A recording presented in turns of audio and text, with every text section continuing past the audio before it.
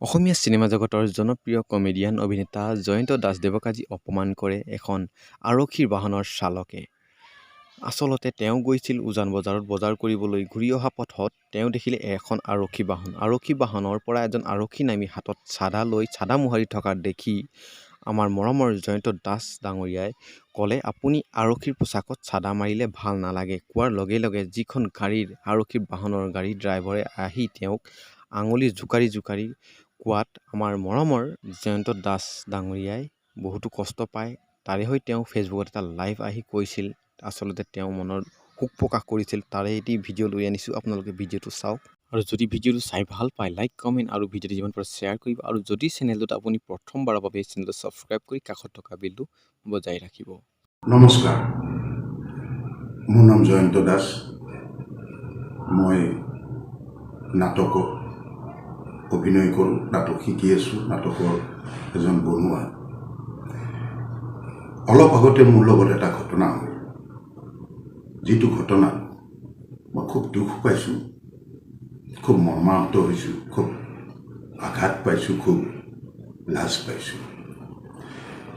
এতিয়াৰ পৰা 15-20 মিনিট আগতে মই স্কুটাৰ লৈ উজান বজাৰলৈ বজাৰ কৰিবলৈ গৈছিলোঁ। বজাৰ কৰি ঘূৰি আহোঁতে স্কুটাৰত দেখিলোঁ যে পুলিচৰ গাড়ী এখন ৰ'ল। এগৰাকী মহিলা পুলিচ, এজন পুৰুষ পুলিচ মুৰ্গীৰ দোকানলৈ মুৰ্গী কিনিবলৈ আগবাঢ়ি গ'ল। আৰু এজন পুলিচে পুলিচৰ ড্ৰেছত চাধা মাৰি আছে। তেখেতক মই বিনম্ৰভাৱে হাঁহি মুখে ধেমেলীয়া সুৰত ক'লোঁ যে আপুনি ড্ৰেছত কেতিয়াও চাধা মাৰি নাথাকিব, বেয়া দেখি। এই কথাটো কোৱাৰ লগে লগে তেওঁলোকৰ গাড়ীৰ যিজন চালকজন নামি আহি আঙুলি জোকাৰি হাত-মূৰ জোকাৰি মোক অজস্ৰ বেয়া ব্যৱহাৰ কৰিলে। মই বোলো, আপুনি কোন? বোলে মোৰ ষ্টাফ হয় এইবিলাক, এই যে দেখিছে পুলিচ, মাইকী মানুহ পুলিচ, পুলিচ, এইবিলাক মোৰ ষ্টাফ হয়। বোলো, আপোনাৰ ষ্টাফ হয়, তাৰমানে আপোনাৰ ৰেংকটো SP বা DSP এনেকুৱা ৰেংকৰ হ'ব। মই বোলো, মই কি ভুল কৰোঁ? নাই, কিয় হ'ব আপুনি? ক'ব আপুনি অমুক তমুক মোৰ মা দেউতাক ধৰি গালি, হেন গালি, তেন গালি, আঙুলি মূৰ জোকাৰি। পিছত মই তেওঁৰ পজিশ্যনটো দেখি কাপোৰ কানি, পুলিচৰ ড্ৰেছ নাই তেওঁৰ তাত, পিছত গম পালোঁ তেওঁ এজন চালক। এতিয়া এই কথাখিনি কোৱাৰ মূল কাৰণটো হ'ল মুখ্যমন্ত্ৰী মহোদয় ভাস্কৰজ্যোতি মহন্তদেৱ, পাৰ্থই মহন্তদেৱে, সকলোৱে, আমি অসমবাসীয়ে সকলোৱে বিচাৰিছোঁ পুলিচৰ যিটো ইমেজ, সেই ইমেজটো সলনি হওক। সকলোৱে পুলিচক ভাল পাওক, দিল্লী মুম্বাইত পুলিচৰ দৰে আমাৰ পুলিচকো সন্মান কৰক। তাৰ কাৰণে মুখ্যমন্ত্ৰী মহোদয়ে বাৰে বাৰে আহ্বান জনাইছে। এজন সচেতন নাগৰিক হিচাপে তেওঁৰ আহ্বানৰ প্ৰতি সঁহাৰি জনাই মই এটা কথা ক'লোঁ যে পুলিচৰ ড্ৰেছত চাধা নামাৰিব। এতিয়া কথা হ'ল যে যাক ক'লোঁ তেখেতে কিন্তু মানি ল'লে, বোলে হয় দাদা আপুনি ঠিকেই কৈছে, বৰ ভুল হৈছে।